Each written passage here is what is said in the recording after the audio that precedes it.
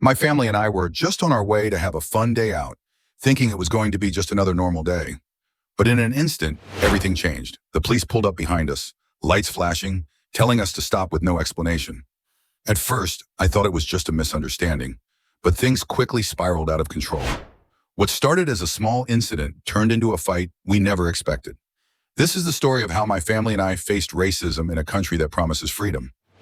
I am Marcus, and this is the story of my family. A story about a day that none of us will ever forget. It all started like a normal day. My wife Sarah and I were taking our kids to the local park. This was one of those things we always did on weekends, trying to enjoy some family time after a long week of work and school. We have two kids, a boy and a girl, both excited when we mentioned the trip. The four of us were in the car laughing about little things in life. At that moment, everything felt peaceful. The smiles of my children, the sunlight streaming through the car windows, and the soft music playing from the car's small speakers. A perfect day, but no one expected that an event would change everything. An event that would make us face things I never thought could happen in a free country like America. As I was driving, a police car suddenly appeared behind us and started flashing its lights. At first, I thought maybe it was just a small mistake, a misunderstanding. But when the car stayed right behind us and stopped immediately after we did, I started to feel like something was wrong. Sarah, my wife, looked through the rearview mirror, then turned to look at me, her expression changing. "Do you think there's a reason why we were stopped?" she asked, her voice full of worry. I just shook my head. It couldn't be. We hadn't broken any traffic laws. It must be a mistake. But as I slowed down and the police car stopped right behind us, a voice came over the remote speaker. "Pull the car back and stop immediately." Pull back? I thought to myself. This was strange. In all the years I'd been driving, I'd never encountered something like this. The officer got out of the car and walked toward us. He was wearing his uniform, sunglasses on, and didn't even crack a smile. His look was stern, focused, like I was a suspect. He didn't greet us or explain why he was pulling us over. He stood right by my window, lightly tapping on the glass, signaling for me to roll it down. As I did, he began asking in a cold, almost challenging tone, "Do you know why I pulled you over?" That felt so odd. We hadn't done anything wrong, yet immediately I felt an indescribable tension in the air. I stopped thinking about the casual conversation we just had, and instead, a sense of worry started rising in me. Sarah sat beside me, her face now tense. The kids remained silent, not understanding what was going on. "No, officer, I don't know," I answered, my voice a little off, trying to stay calm. The officer didn't respond immediately. He just stood there, peering inside the car, as if he were assessing every detail about us.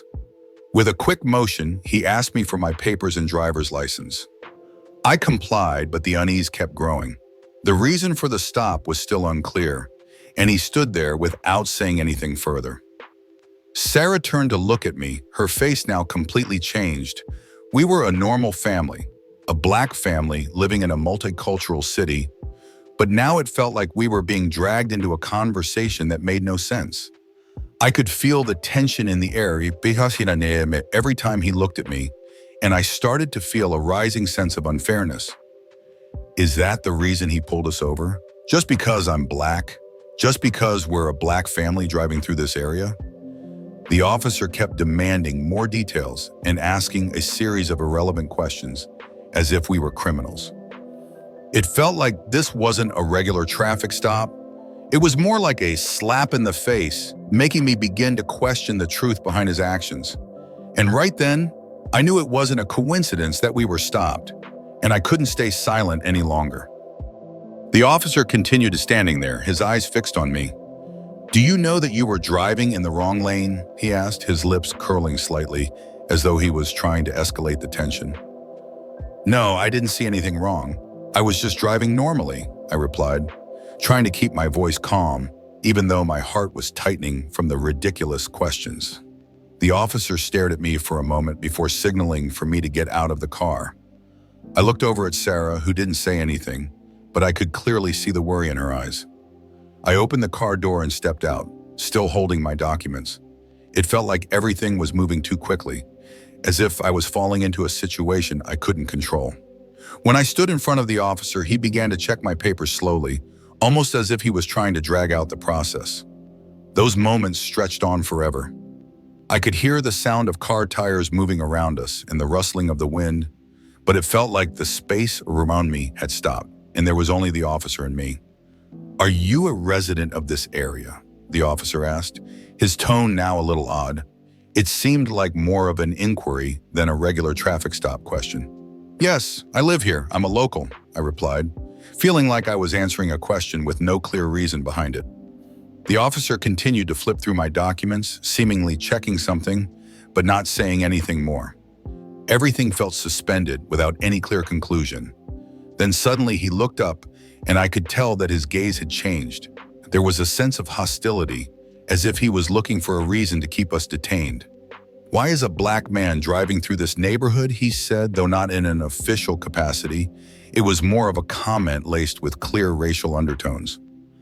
At that moment, I could barely believe my ears. I froze, unable to speak. Sarah remained silent too, her face showing both shock and confusion.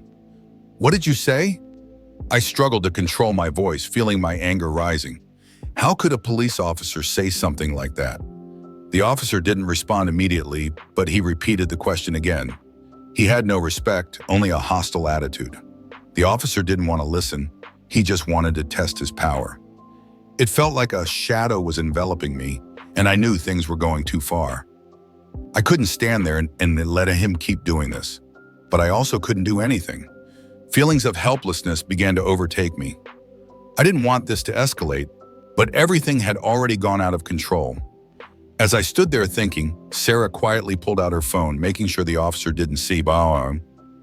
She started recording the video discreetly, a very smart move, I thought, but also very risky. The officer noticed Sarah's actions, and immediately he turned to say, "Turn off that video now or I will be forced to arrest you for obstructing justice." Sarah continued recording, though with a worried look on her face. I could feel the tension reaching its breaking point. One of the kids in the car began to ask questions, but I couldn't answer because I was too busy trying to stay calm.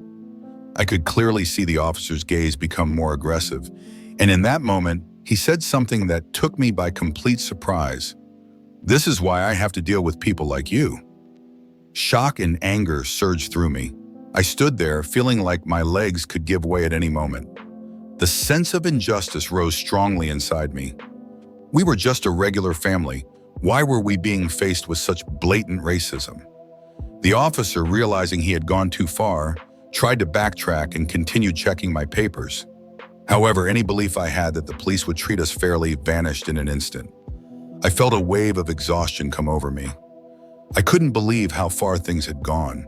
The feeling of being looked at like a criminal without any reason was painfully overwhelming. As I stood there holding my documents tightly, Sarah continued to secretly record the video. I didn't know what she was thinking, but I could feel the risk in her actions. The officer clearly had intentions to intimidate us, and if he saw the video being recorded, we would certainly face even more aggressive actions from him. But Sarah didn't stop recording. She understood something I couldn't yet see. She knew we needed proof, not just to protect ourselves, but to bring this incident to light. After a few seconds of intense silence, I heard a soft beep from Sarah's phone. She had finished the video. Why was she recording at this moment? Why not just accept it and move on? I didn't know, but I knew she was someone who was very clever in situations like this. The officer stood facing me, his expression still stern and cold. He continued to demand that I comply, but still didn't provide any valid reason. He told me to return to the car and instructed me not to record any more videos. But after a moment, when I returned to the car, the officer started acting differently. He smirked, then said something I couldn't believe. "You're just a regular black family. Nobody cares about you." I froze. His words were so blatantly racist, and they were completely unacceptable. At that moment, I couldn't hold my anger anymore. I wanted to confront him, but I knew that doing so could make the situation even worse. I stood there in silence, overwhelmed by a shock that I couldn't describe. It felt like a punch in the face. I looked at Sarah and she looked back at me, her eyes full of concern. But then she unexpectedly switched her phone to live stream mode, aiming it at the officer without him noticing. Suddenly, the live stream was broadcasting on a social media platform Sarah had set up earlier. Our entire family was now streaming everything that was happening. People started commenting. Some supported us, while others expressed outrage over the officer's racist behavior. The officer realized this and immediately signaled for another colleague to try to turn off the phone. But Sarah was too smart, secretly recording and live streaming. The video didn't just capture his racist actions. It also sparked a fight for privacy and freedom. The officer grew tense, and after unsuccessful attempts to stop us, he angrily turned away and began calling the police chief. At that moment, I felt like I was facing the whole world. The feeling of being criticized by people who had no idea about our family's situation made me feel like a criminal. But what surprised me was, the police chief and his colleagues didn't come immediately. They knew that the video had become irrefutable evidence. The police chief had to cancel the emergency call and instead told the officers not to act hastily. The video had spread quickly, and people in the community began expressing their outrage. In that moment, I began to realize the truth. We weren't just a family facing racism anymore. We were now at the forefront of the fight for justice. People around us, from friends to strangers, started supporting us. The police couldn't hide the truth. Our family had become a symbol of the fight against racial discrimination in the police force, and that video was the key to opening the door to change.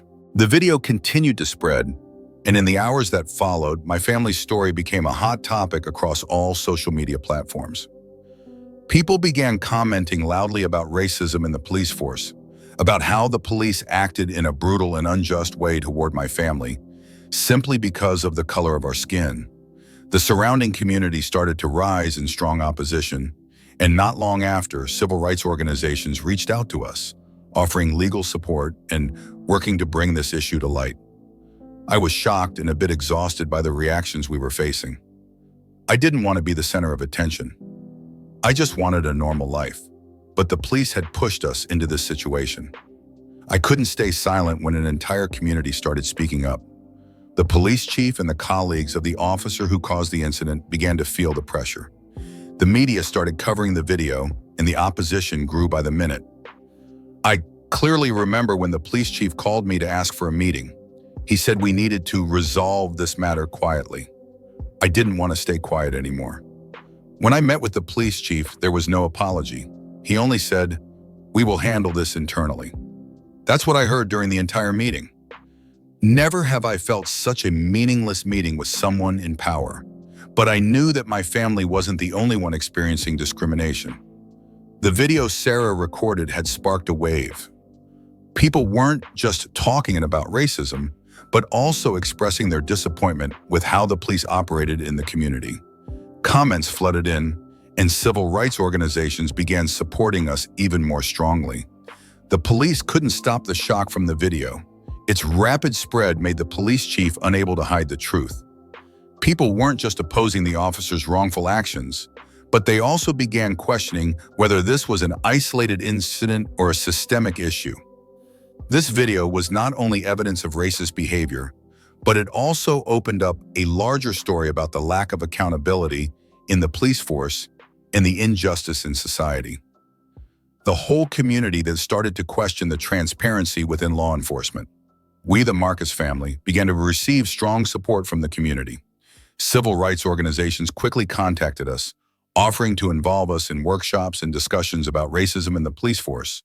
They didn't just offer legal support, but also helped us stand firm in this fight. Meanwhile, the officer in the video not only faced strong public criticism, but was also suspended while the matter was being investigated. In the end, he had to face disciplinary action and internal procedures, but we knew that was just part of the long journey toward reform. Although we couldn't change the bomb, I felt that the first step had been taken. What we did, what Sarah had started with a simple video, helped bring the truth to light. The video wasn't just a confrontation with that officer, it was part of a larger fight for rights and justice. But what's even more important is that the community had started asking itself, can we continue living in a society where such discriminatory actions still occur? The video helped create a new wave, and not only our family, but many other families began to speak up as well. After months of tension, with the video spreading and community outrage continuing to rise, we decided that we had to take this matter to court. We couldn't just stop at seeking justice for ourselves. We wanted to bring this issue to light, not just to expose racial discrimination, but also to contribute to the change in the police system. Sarah, who had started everything with her phone, was the strongest one in the family throughout this journey. She was the one who never stayed silent and decided, along with me, to fight for this case to go beyond just a few temporary apologies from the police chief. We began working with civil rights lawyers, a team of legal experts who helped us file a lawsuit against the police for racial discrimination. The officer in the video had been suspended, but we knew that only a strong civil lawsuit could take this matter where it needed to go, exposing the truth and changing the system. The trial began. The atmosphere in the courtroom was indescribable, and I felt like I was stepping into a battle larger than myself. Sitting in the plaintiff's seat, I could feel the tension in the air. The officer had been accused of clear racial discrimination, and now we would have to face all that he had caused to our family. The officer was represented by the city's legal team, and from the start, they tried to lessen his charges. They argued that he was just doing his job and that he had no intention of racial discrimination. They claimed that his actions were not malicious, just a misunderstanding. But everything changed when the video was presented in court. The officer could not justify his racist actions in the video. His discriminatory words were clearly exposed in front of everyone, and nothing could hide the truth anymore. Our lawyer argued that not only had the officer acted wrongly, but the police system had failed to protect citizens' rights. The police force not only allowed this discriminatory behavior to happen, but they also deliberately covered it up, offering no public apology. This fight is not just for my family, I said in my statement as the plaintiff. This is a fight for everyone who's been unjustly treated because of the color of their skin. And we will not stop until acts like this have no place in our society. The court delivered its verdict. The officer was fired and held accountable for his racial discrimination. However, the lawsuit didn't stop there. This lawsuit not only brought justice to my family, but it also sparked a larger movement within the community. After the trial, civil rights organizations and communities called for police system reforms, demanding retraining on racial discrimination and increased oversight of police actions. I felt a part of me was finally free. The justice we fought for wasn't just a personal victory, it was a victory for everyone who had been abused by power. However, this change was not the end, but only the beginning. My family's fight wasn't just a personal lawsuit, but a call for justice and change. After the trial, as Sarah and I sat down together, we felt both the exhaustion and the relief. The legal battle we had just gone through didn't just bring justice to our family. It opened a new door for those who face racial discrimination in society. We were not the first to encounter racism in the police force, but we were the ones who stood up and refused to stay silent. Immediately after the verdict was delivered, the community began to boil over. Civil rights organizations and activists in the area focused on this event, organizing marches, workshops, and protests to call for reforms within the police force. From major cities to suburban areas, people started to raise their voices, demanding police system reform and the abolition of racism. The officer in the video was fired, but the system didn't change overnight. After the trial, the police force began to respond strongly, pushing for retraining and stricter oversight. Major cities began to change. Policies regarding the use of body cams were widely adopted, and requirements for racial discrimination training and civil rights education were included in the curriculum for police officers. Reform doesn't happen overnight, Sarah told me as we looked at the gradual changes taking place. But we've created a spark. We've made others start seeing this issue. At a community meeting organized by a civil rights group, we were invited to share our story. Sarah and I stood at the podium, recounting what had happened, the unjust traffic stop, the racial discrimination we faced, and the price we had to pay. That video, that officer, most of it had become a symbol, not just for us, but for many others, those who had no voice or strength to confront power. As time passed, we saw the changes that were taking place in the community. Civil rights groups took the evidence from our case and launched major campaigns for police reform, starting a national conversation about the need to change how police interact with minority communities.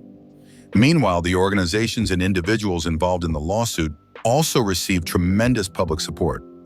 Legal groups, activists, and community leaders began raising more issues on the agenda, such as police power and justice for Black citizens.